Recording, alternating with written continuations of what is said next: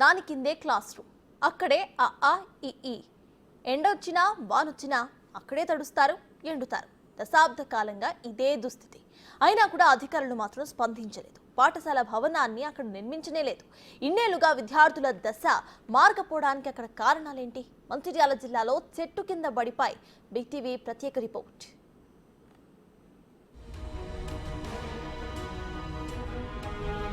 చెట్టు కిందే బోధన, మా బతుకులు మార్చండంటూ పిల్లల ఆవేదన.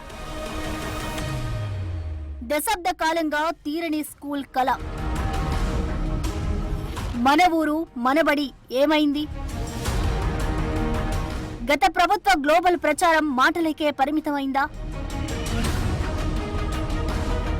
మన ఊరు మనబడి సర్కార్ పాఠశాలలను కార్పొరేట్ స్కూల్స్ కంటే మెరుగైన వసతులు కల్పించాలనేది ఈ స్కీమ్ ఉద్దేశం. దీనిపై గ్లోబల్ లెవెల్లో ప్రచారం చేసుకుంది గత ప్రభుత్వం. కానీ రియాలిటీలో ఎక్కడా అది కనిపించడం లేదు.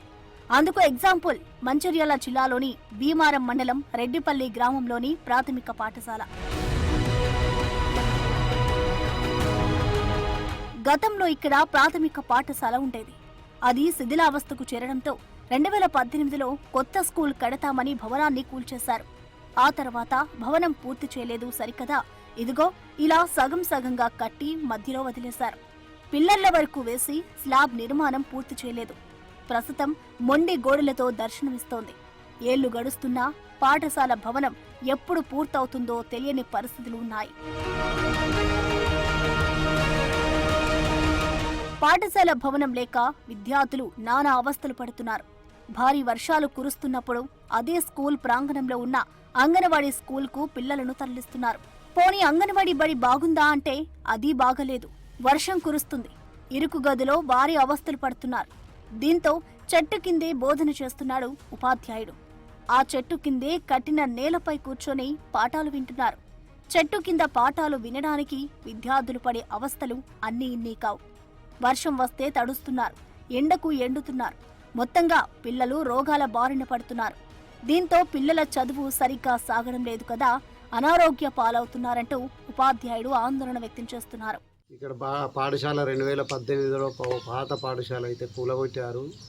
దాని ప్లేస్లోనే స్లాబ్ లేవర్ వరకు పిల్లర్స్ వేశారు. స్లాబ్ బల్లేదు మీద. ఇది వర్షాకాలం కాబట్టి మాకు కొంచెం వర్షాలు పడ్డప్పుడు ఇబ్బంది అయింది.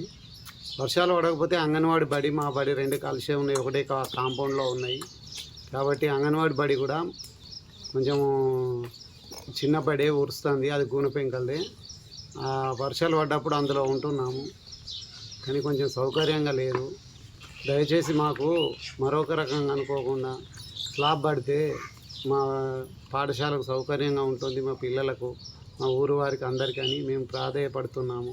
13 మంది పిల్లలు ఉన్నారు. రోజు 10 మంది, 8 మంది, 9 మంది రోజు వస్తూనే ఉంటారు సార్. తల్లులు 4 ఉన్నారు సార్. నాకు రోజు నాకు మస్తు ఇబ్బంది అవుతుంది.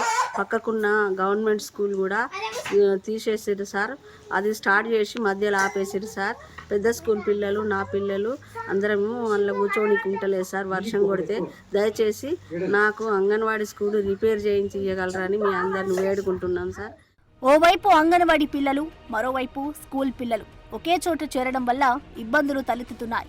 చేసేదేమీ లేక ఇటీవల ప్రాథమిక పాఠశాల విద్యార్థులను పక్కనే ఉన్న పశువుల పాకకు తరలించారు. అక్కడే పాఠాలు విన్నారు. ఇప్పటికైనా సర్కార్ స్పందించి అసంపూర్తిగా ఉన్న స్కూల్ నిర్మాణాన్ని పూర్తి చేయాలని విద్యార్థులు, ఉపాధ్యాయులు అధికారులను కోరుతున్నారు.